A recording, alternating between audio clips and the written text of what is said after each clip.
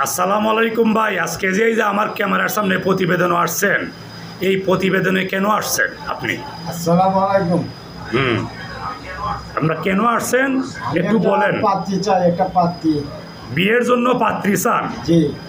কেমন পাত্রী চান? শিক্ষিত হইতো। শিক্ষিত, সুন্দরী শ্যামলা না খালই লইব? সুন্দর হইতো। সুন্দর হইতো। ধনীও লাগবো না, গরিব ঘরের লইব? গরিব গরিব হইতো। গরিব ঘরের সুন্দরী পাত্রী চাই, এটাই তো।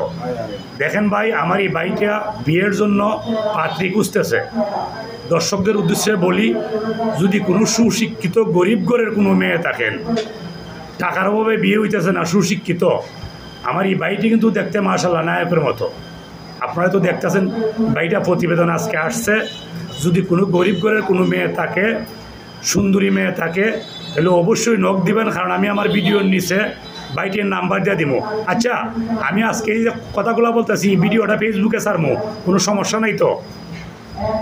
ফেসবুকে পাত্রীর জন্য ছাড়মু, কোনো সমস্যা আসেনি? আপনাকে জিজ্ঞেস করতেছি, কোনো সমস্যা আসেনি? ফেসবুকে স্যার কোনো সমস্যা নাই। কোনো সমস্যা নাই। হ্যাঁ, এটা তো ইচ্ছা করে আপনার প্রতিবেদন আসছেন, ইচ্ছা করে আসছেন।